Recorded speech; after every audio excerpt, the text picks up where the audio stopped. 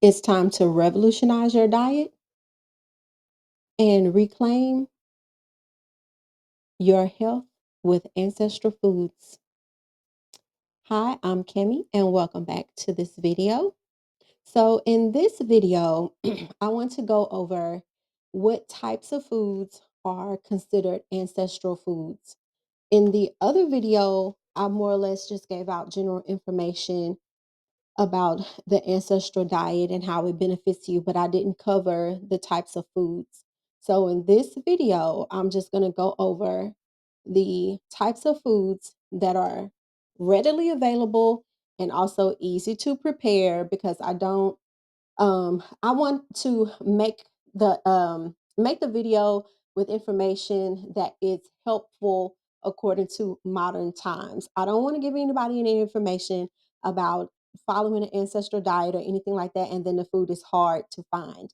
This food is readily available and it's also easy to prepare, and you should be able to find this food pretty much anywhere, because it is more along the lines of general foods that I am going to cover. It is not any particular locked down to any particular ancestral group or culture. The types of foods that I'm going to go over are foods that are across cultural lines, across ancestral lines. Like this food is, like I said, is readily available. And according to your ancestry and your culture, you should be able to use the foods that I'm talking about in this video to start your ancestral diet. Now, if it's anything that is very particular or locked down to a specific culture or heritage, I do not have that information in this video. So I just want to make sure I clear that up. Okay. So, the first on the list will be meats. Now, everybody doesn't have to eat meat, but if you do eat meat, the meats that are available or that are covered or included in the ancestral diet are grass-fed beef. That it's versatile. It could be grilled, roasted, included in stews and soups. Free-range chicken. They're easy to roast, they're easy to grill. You put them in soups and salads. The same thing with fish. You want wild caught fish.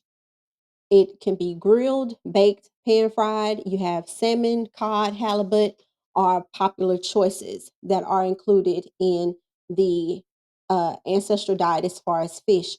Now, in the South, we typically like to eat catfish, and we eat lots of fish that are in lakes and ponds. Like some of the people down here in the South, they'll eat like the alligator garfish. And then you have catfish, and then you have snapper, bass, and all that type of stuff. So when I say salmon, cod, and halibut, those are just examples as far as fish, but fish is readily available and it will vary according to the region. So let me just say that about fish. So then, of course, eggs, because every culture eats chicken. You got chicken, you're going to have eggs. So the scrambled, fried, boiled eggs, you can use in omelets, frittatas, or just plain scrambled mixed with potatoes and eggs, that's pretty self-explanatory is eggs. So then here's the vegetables. So of course you have your leafy greens. You have your spinach, kale, chard. You can add them to soups and salads, or you can saute them. Like in the South again, we love collard greens. So you in the South you have collard greens, you have mustard greens, turnip greens, and they can all be cooked down into a stew, just cooked down by itself on its own. You can do salad, soups, juices, everything. So leafy greens, because I'm from the South, born and raised, and I'm not gonna pay respect to the collard green. So the next on the list for the vegetables will be cruciferous vegetables. So that means your vegetables that have like it has like the little top, like the little rough top vegetables. They're usually grown in the wild, or you can find them in the wild, grown on the farm. So it's going to be broccoli, cauliflower, Brussels sprouts, roasted, steamed. You can also add them to stir fries. Also, the same with Brussels sprouts, you have cabbage. You're going to have your regular green cabbage, purple cabbage. So that's also too that's not included on this list. But since I am a I am a nutritionist, I'm thinking of foods at the same time. So it's just like, yeah, like I don't see why I don't have cabbage on here, but cabbage. Okay. Um, root vegetables. These are the vegetables that are in the ground. They have like the little, like the little green top, like some kind of plant or some other kind of like green that grows off the top of. You can pull it up and then the vegetable grows in the ground. So that's what you call root vegetables.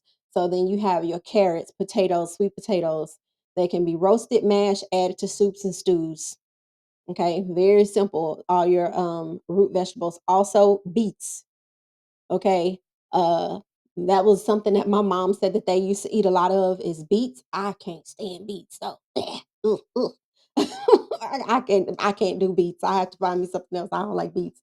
Um, so with the fruits, so you have all your berries, your wild berries grow on the vine. So you have your strawberries, blueberries, raspberries, great for snacks, added to smoothies, yogurt. You can also juice with these berries. Also that could be on this list that's not on there is your mulberry. Like in the South, we have mulberry trees. You also have your blackberries is not on there, and um, what other kind of wild berry that they have out there? I can't think of it right now, but yeah, I can't think of the other. It's another berry that I'm thinking about: raspberry, blueberries, strawberries. Oh, pine berries. It's like it looks just like a strawberry, but it's white. So like your pine berries, your blackberries, mulberries, or other really good berries that should be included in ancestral diet. Also, you have your apples and pears, like your fruits that are like on the tree.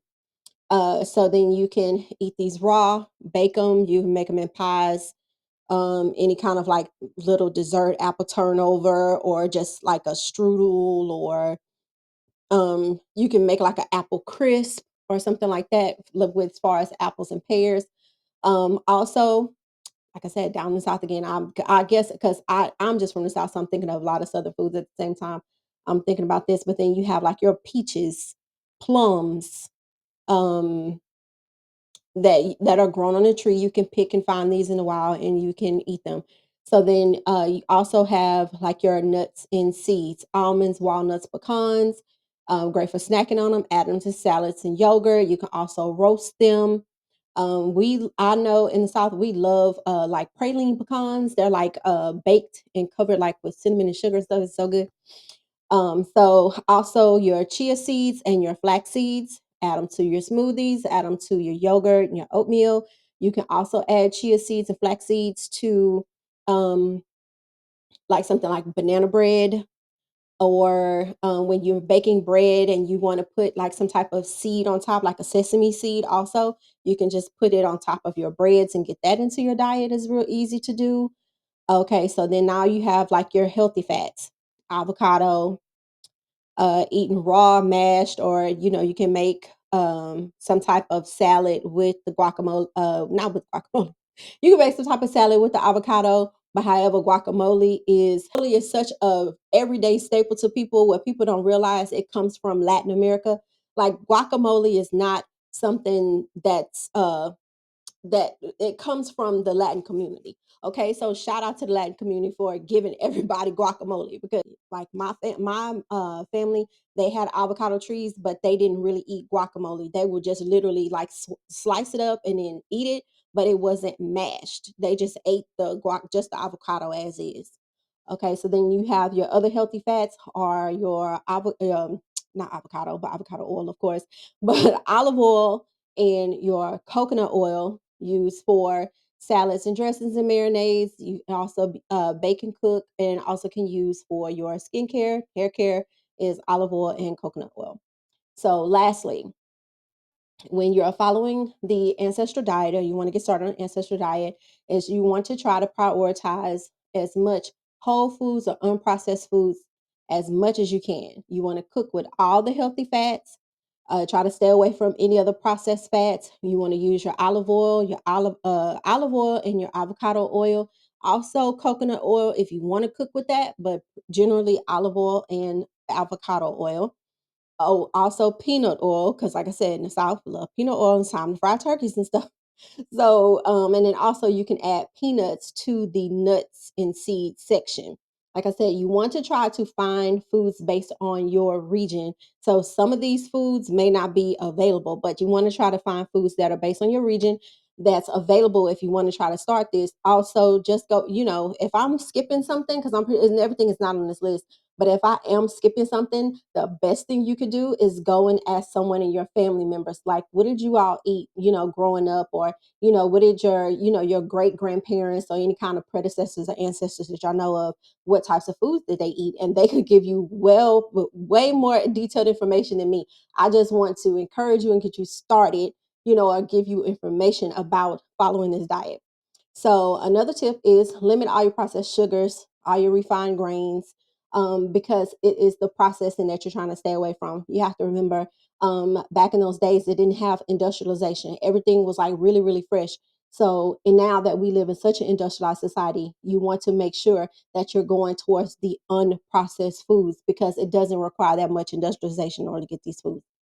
So, if your culture incorporates fermented foods like yogurt, kefir, or sauerkraut, then fine. You can also incorporate that as well. Some cultures incorporate kombucha, and then some cultures their fermented foods are more like in the South. Like I said, I keep saying the South, because I know more about the South. I can't really tell you something about somebody else's culture, but however, if you are from the South and you are a Black American, our fermented foods are like pickles, relish, hot sauce, that type of thing. We don't really have like a fermented drink like kombucha, although a lot of people drink kombucha nowadays. But back then, our ancestors did not drink kombucha. So, I'm not saying it now. It's up to you if you want to drink it. I'm not telling you not to drink it. Drink if you want to. Even though if that's what you want to do, that's what you want to do. If it's not on your list, then fine, whatever. But that's you want to drink it, go ahead and drink it. I'm not telling you not to drink it. And then lastly, stay hydrated and drink plenty of water because back in those days, water was the drink. They had water, coffee, tea. They did not have sodas or pop, depending on where you live.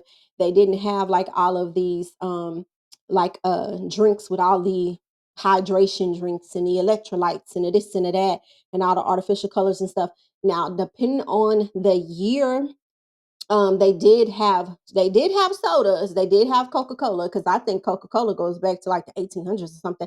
So they did have Coca-Cola. However, it was limited. Everybody could not afford to drink Coca-Cola. And then plus the formula from Coca-Cola back then compared to the Coca-Cola now, it has changed. Not knocking Coca-Cola though, but the formula has changed over the years. The formula of all this stuff has changed over the years, including the food. You have lots of foods that contain GMOs. You have lots of foods that contain all types of chemicals. They take certain foods and make and breed these plants together to make sure they get the perfect fruit and the perfect seeds and get the perfect vegetables when sometimes the vegetables grow with like a knob on it and they don't even want to put those in the grocery store. So that's going to be the end of this video. If you have any questions, just let me know in the comments.